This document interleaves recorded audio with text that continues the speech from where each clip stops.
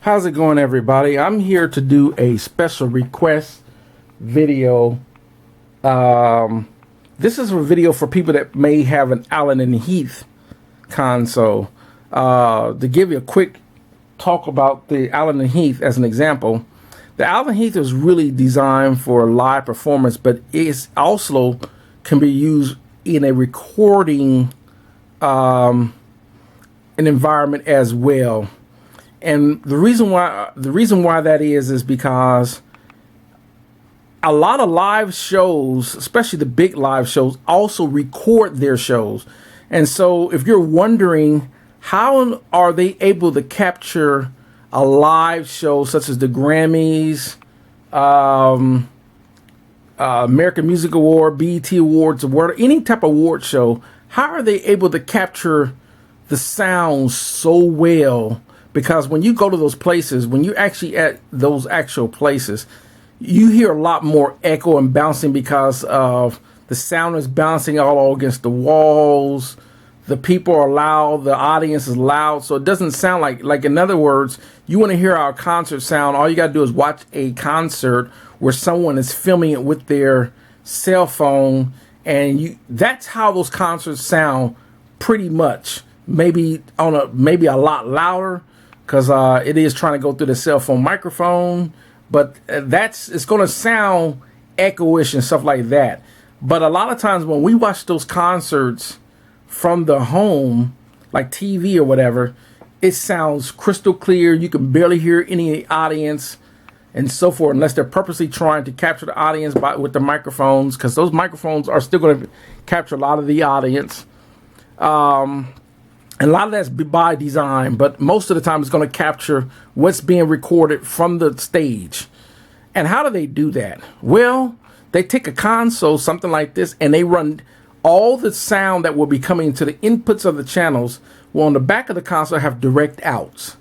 Each channel has a direct out, and each direct out is being recorded into some sort of audio recording source or a AD to DA converter. And like this one has 8, but they'll have the big ones. I'm talking 32, 64 inputs, 128 inputs. Depends on how many DA converters, and they're going into powerful computers and so forth. And the audio guys, they're usually in another room, is leveling and making balances and inputting plugins or using outboard gear such as compressors, reverbs, processors, EQs, and things like that on each channel. So they're adjusting the levels for the show, and that's how they get that magnificent high quality recording. That's how it's done. It's done in an audio room, totally in a different area from the stage and so forth, and it's being routed from the mixing console into some sort of converter, which then runs into that audio room where they can actually have it on something similar like we use, Studio One, Pro Tools, Logic, and so forth. So to make a long story short, so that's how these consoles can record.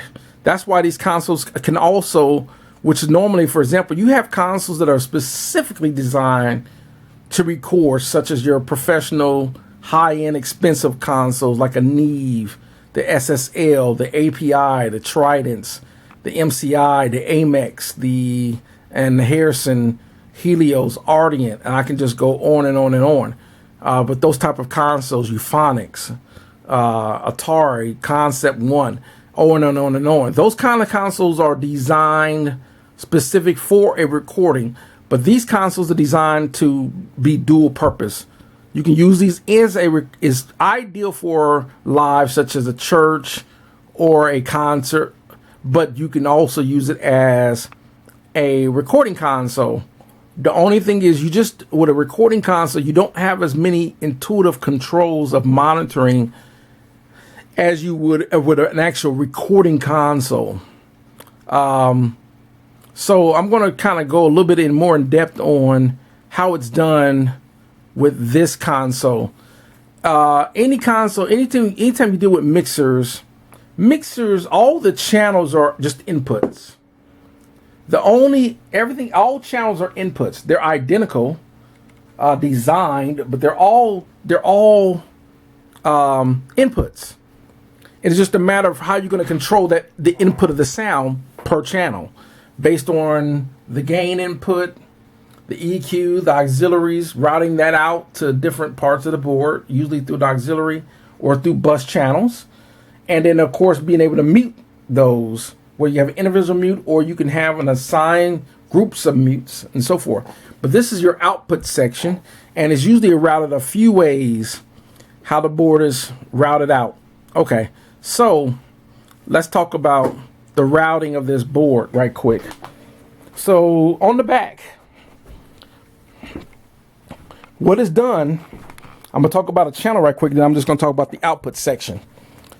What is done is the direct outs, as you see here, that's where you would run your direct outs into from your channels into an audio recording source.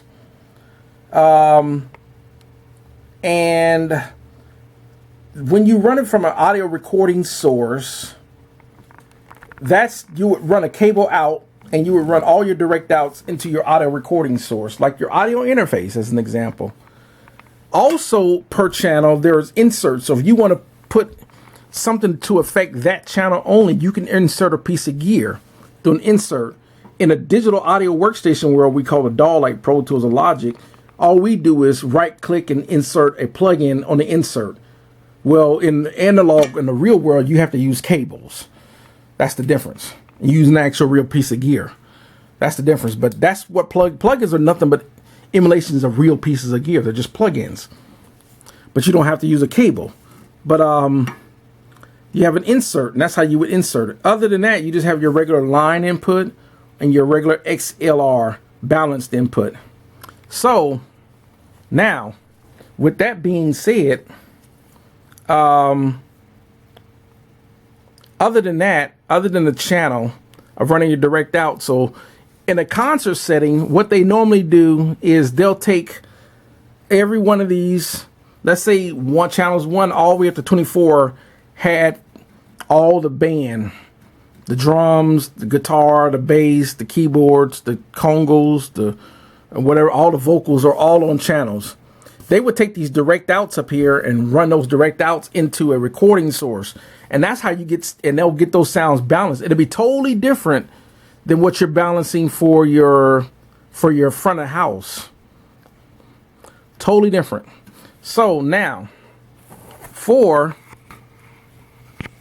the outputs, another thing that they would do if they didn't do it that way is they have what they call matrix outputs.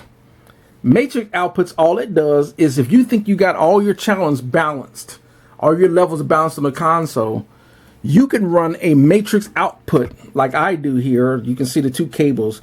These two cables are coming from out of the matrix output into the input of my audio interface. So once I get all my channels balanced, that's how I'm going to return everything that's done in the console back into my digital audio workstation through my matrix. So you can see there's the matrix. You can also record a 2-track stereo out to do the same thing.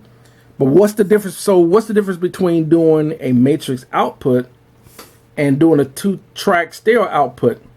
Most of the time, the matrix outputs also allow you to use other in output signals routed from the console to help change the sound of what you're trying to do, versus the 2-track outputs only going to affect what you do on the two main left and rights. So, and I'll explain that in detail a little bit more. Other than just having your regular monitor outputs going to your monitors, like these are going to the JBLs, and then of course these two XLRs are going to the Behringers and so forth. I normally have another, but my amp takes XLR, so that would normally run to my amp and then my amp and so forth. I can do that with running groups outputs, but I don't want, that's a different story. Anyhow, to make a long story short, so if I was running auxiliary outputs as an example, you can run your auxiliary outputs from your Your auxiliary outputs was, these are the auxiliary outputs right here. These are all the auxiliary outputs. These are all going to my, all 6 of these are going to, these 6 outputs right here are going into all of my reverb processors over here. But the returns from my reverb processors here are going into channels. Why would I do that? Why? What benefit would that be? The reason why you'll see that when you're watching a lot of professional mixers mix is they like to run all of their returns onto channels because it gives you EQ flexibility that normally if you had just ran your returns back into a stereo return, these are the stereo returns right here, the stereo returns.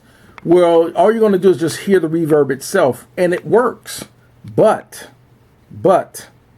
you don't have the EQ control. Sometimes you have reverb processors that have EQ returns on in the reverb itself. Like my Yamaha Rev 7 has an EQ, but the EQ in the channel is going to give you a lot more flexibility. Plus, on top of that, because you're running a stereo left and right, left and right input, it gives you a wider sounding EQ, or I'm sorry, a wider sounding reverb that makes it sound wider in the mix. That's why it's done that way. And you can pan your channels left and right to really make it sound wide. A lot of times you can't do that with the stereo. You know, the stereo, it just doesn't sound that way. It sounds more mono-ish. Mono's not a bad thing.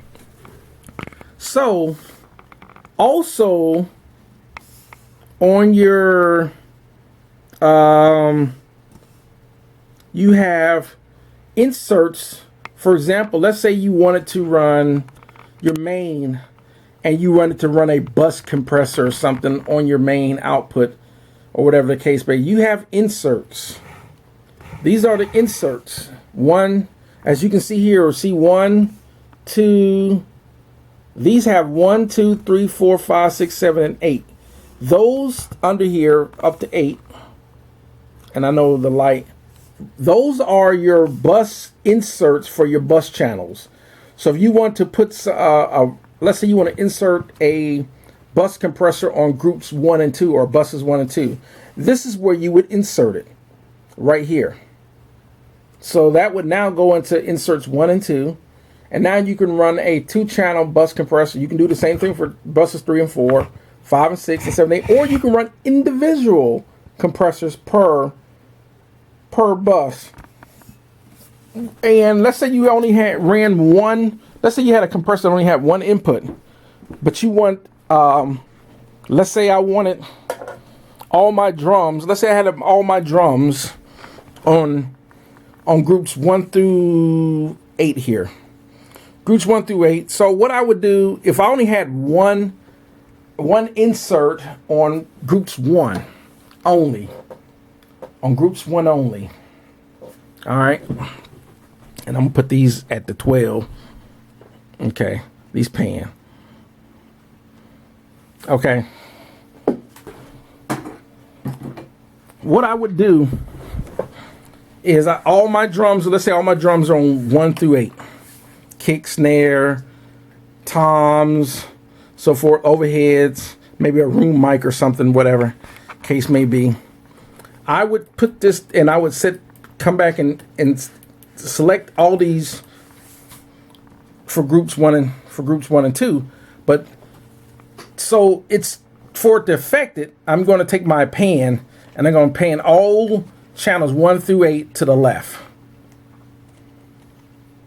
And now what's going to happen is that one compressor that was inserted on channels 1, when I turn these faders up, it's going to now route to this group here. Okay. But most of the time I like to run on bus channels some sort of compressor is going to have at least 2 channels, such as the DBX. Like I would run this DBX 166 on channels 1 and 2 because it has 2 outputs. So now I don't have to worry about that. I can just put let's say kick, and I want kick and maybe the snare on channels 2, so I'll pan it left. Maybe my high tom on 2, my mid tom on 2, my low on 1, and I would just route these which compressor I want to affect. Or if I got enough compressors, I can just insert them on each channel, and I don't have to worry about running a bus. Or you can run a certain compressor on each channel and then route them all through a bus and put a bus compressor on that group, or that group compressor. And that one group compressor will affect everything. So it's a matter of how you want to route it. Now, the last thing I want to talk about, other than those stereo returns, these are the volume controls for your stereo returns. If I was running a return from my effects, for example, into the stereo returns, these are the main volumes for it. These are the mutes to turn the channels on and off. These are the main volumes. Once you turn them off, these affects those. You can route those to the left and right, or you can route these to groups 1 and 2, or 3 and 4, and then you can paint, whatever you want, whatever you want to send, or you can send these returns to headphone mixes if you wanted to. All my headphones are on 9 and 10.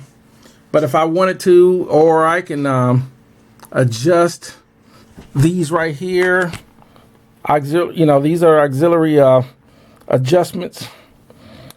These are the gain return controls. These are the gain return controls for if I was running something into returns. But I have all my returns coming through channels. So now I can route these to where I want it to route. I can route these to the group, just the left and right only. I can route them to groups, those returns, those effects to groups. But a lot of times, if I route to groups, like I got all my, for example, certain effects, like I got certain effects and so forth. I got all these routed to, like, for example, this effect, which is this rolling return on this channel. It's going to group, and then so it's going to go to this group as well as my bus. So I'm going to hear both of them when I turn the faders up. But also, these are the groups for the matrix. So the matrix, whatever you have coming out of the channels, if you got whatever you got assigned on each channel, for example, if I got these channels signed to left and right, I got them left and right, it's going to come to left and right. So now the left and right, so on the matrix output, these are the left and right, left, channels 1 of matrix 1, and left and right of matrix 2. And I'm not using my monitor wedge, so I'd leave that down. These are the overall main levels for the entire matrix itself. Okay. But you can send these outputs to the matrix. So now the matrix, so now whatever's coming to here, routed to the left and right, is now coming to the matrix as well. And also, let's say whatever signal was affecting on the buses, like groups 1 and 2, these are groups 1 and 2 right here. So now you're recording, because I have the output of my matrix going into my audio interface there. So the outputs of my buses are also going to go into whatever it's affected on that bus, because I have stuff routed to the buses here. I have stuff routed to the buses here. And these are the volumes for the matrix for the recording source. So consider this your volume levels for your recorder. So you got your left and right. So consider it like that. These are volume controls for your level. That's what these are for. Your volume controls. And so whatever you got, buses or auxiliaries. Like I said, the auxiliaries, because my auxiliaries on channels, I just send those to, for example, buses. I might want to go buses 7 and 8 on all my effects as an example. So take all these out, leave those on, take those off, and so forth. And then I can unroute those and turn all those off. And then just leave the buses on. So now these effects won't be heard until I pull up here, buses 7 and 8. And then all I got to do is turn the, so if I wanted to hear my effects in the recording, whatever reverbs or whatever, all I have to do is just turn the levels up with 7 and 8. That's 7, 8. And now my effects that's coming through buses 7 and 8 will be heard in the mix. And all I gotta do is make sure I have good levels, whatever reverbs, whatever reverb I decide, whatever, if I'm using the delay, whatever case, a reverb, a chorus, a flange, whatever reverb I decide to use, I put up the levels and get them nice and balanced in the mix. And I got it routed going to groups in 8. And now my recording is going to hear those effects. So now I can have a bus. For example, groups 1 and 2, I have a certain bus compressor on that. I might want to have a compressor on all my vocals. I might want to send those to, let's say these are my vocals. Let's say 17 to 24 lead vocal and all background vocals. I might want to route those to groups 3 and 4. So I got groups 3 and 4. So now all I got to do now is just bring up groups 3 and 4. And then bring up groups 3 and 4. And then check the levels for my recording in groups 3 and 4. And bam. Good to go. Other than that, and that allows you to still hear what's going on in the mix for your recording. And that's how you can use a console like this in a recording fashion. You use your matrix versus just using the 2-track output, which is only going to be affected by these 2 faders only.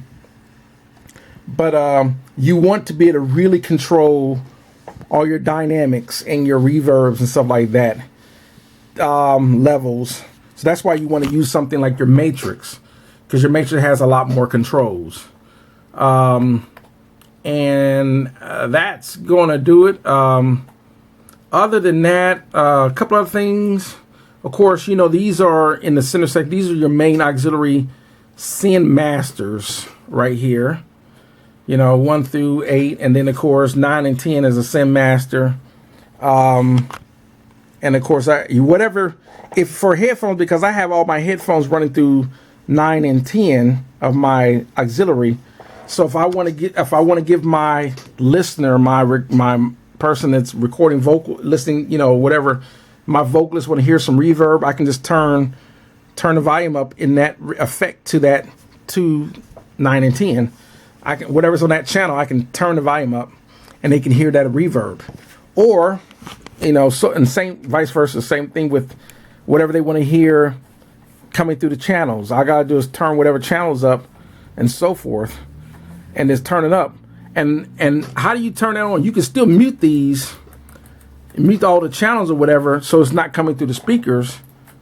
And how are they going to hear it? Well, you turn everything to pre. You just make sure there's a button that says pre and post. If it's pushed up, it says post. So what's going to happen is, if you turn a fader down while it's in post, it's going to affect the auxiliary send as well. But if you leave these up and you hit pre, turn these on pre, whatever's coming into the channel is not going to affect. So if I bring the faders down, whatever's coming through the channel is still going to be able to go to the auxiliary so they can still hear it. Even if I'm, so forth. That's